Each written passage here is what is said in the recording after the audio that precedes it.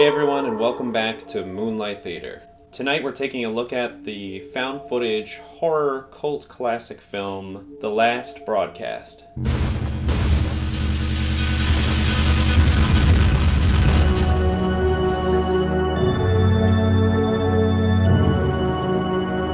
It seems like when it comes to the found footage genre, people either love it or they hate it.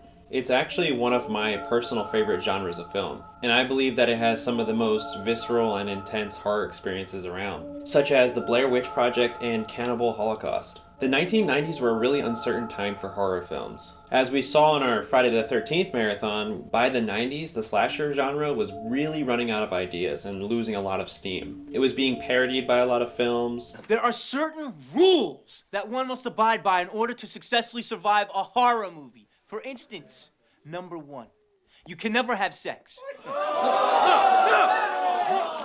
no-no! Big no! Number 2, you can never drink or do drugs.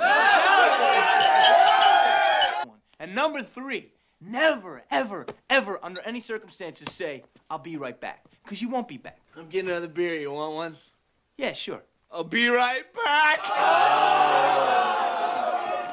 And most of the beloved franchises of the 80s were running out of a lot of fresh ideas. Hollywood then turned to some of their older horror franchises to try to remake them for a new audience. All this contributed to perfect timing for something fresh and new to happen in horror. So, in 1998 came The Last Broadcast, a horror film presented in documentary format suggesting that the events of the film were actually real and they actually did happen. You know, I knew it was going to be a fiasco. I didn't really think it was going to end up like it did, but I knew it wasn't going to look pretty. The attacker was using both hands with two weapons and was ambidextrous. Two separate instruments were driven into the victims at the same time.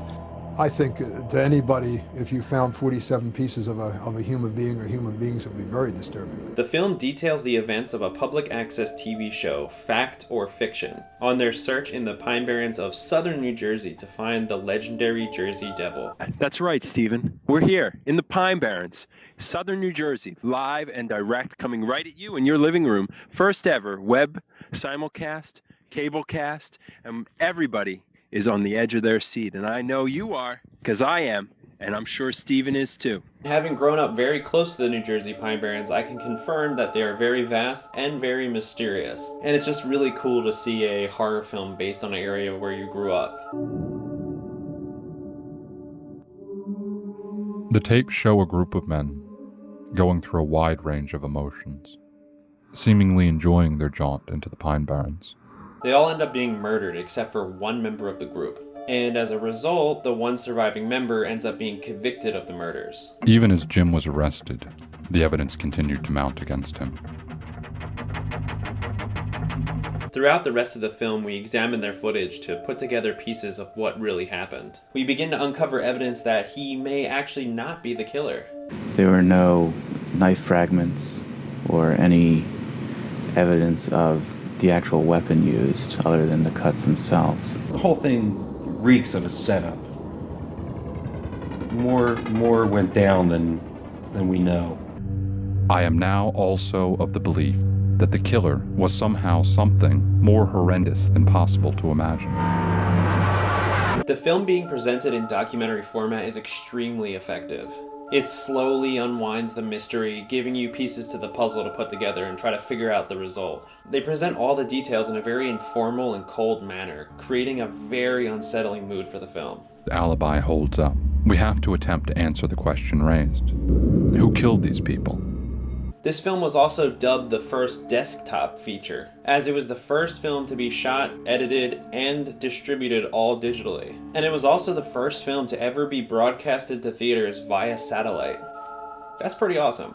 And with The Last Broadcast, it ushered in a new era of horror and a new era of independent filmmaking. It showed that with enough heart, with enough dedication, and with access to some basic equipment, anyone could make a feature film.